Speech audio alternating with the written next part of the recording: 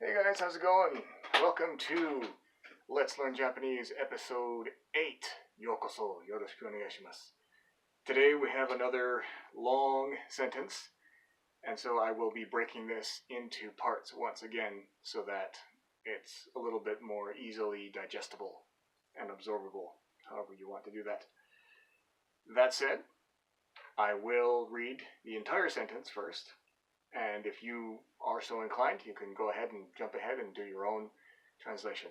Osaki ni dozo. But let's get into it. 特に空手のような打撃系の武道では、力任せの稽古では若い自分は結構強くなったつもりでも、40歳を超える頃から身体にガタが出始め、急速に実力がしなびていくといったケースは少なくない。Long one, once again. Alright.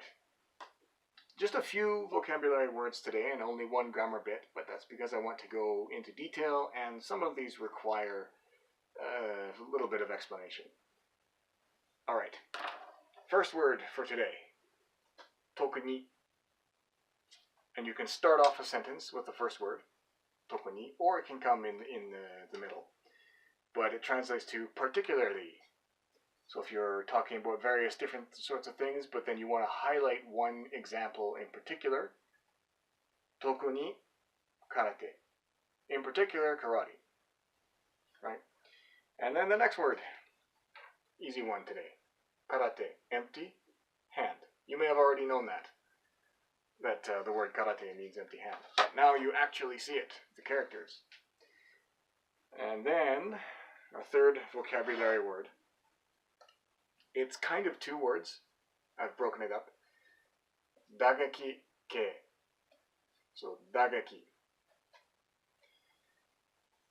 Dagaki means strike, blow, shock, or damage, or batting as well.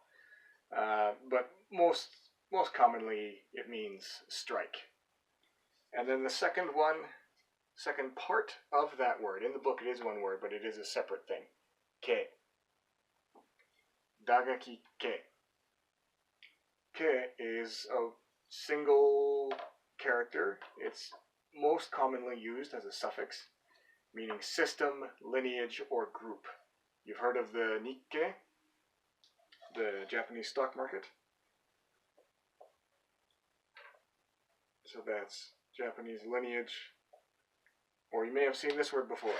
You may have heard it. Nikkeijin. Nikkeijin. Person of Japanese descent. So maybe they were born somewhere else, but they still have that Japanese heritage. So whatever word that this ke character is attached onto, that means it's everything of this category.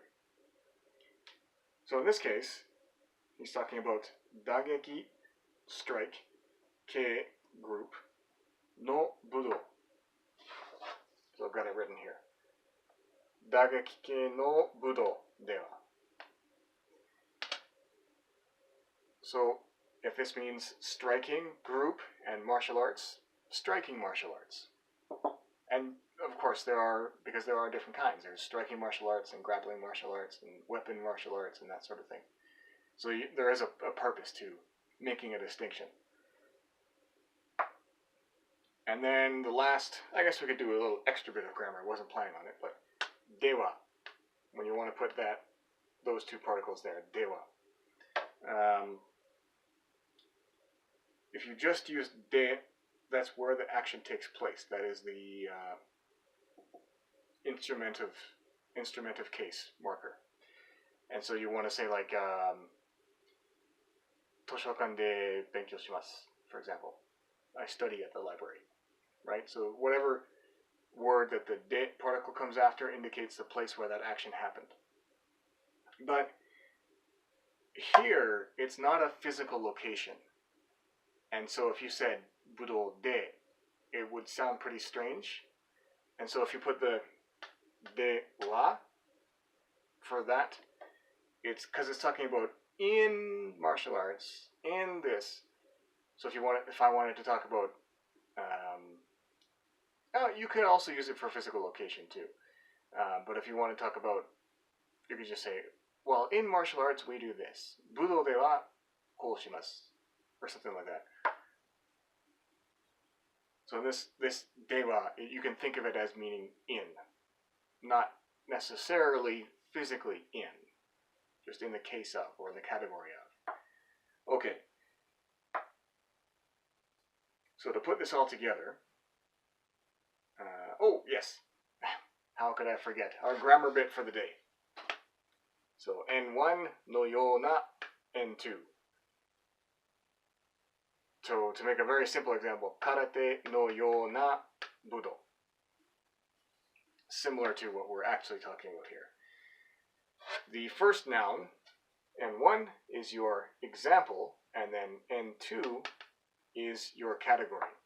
So that's backwards to English. We say martial arts like karate. So if you were to literally translate that, this is going to sound really weird, but budo no yona karate. It's so weird to say. But in Japanese, you do it backwards. You do it the other way. Karate no yona budo. Martial arts like karate. Something to keep in mind when you're using this one and listening to it and that sort of thing. That's how you use that one. Okay, so to put this all together, 特に空手のような打撃系の武道では, in particular, in striking martial arts like karate, and he carries on. And I will, unfortunately, end it there for today because we've already talked about so much, and there's so much more in the rest of the sentence. So we will get to that with the next part of this episode. Once again, if you have any questions, let me know in the comments. And otherwise, thanks for watching. See you next time. Cheers.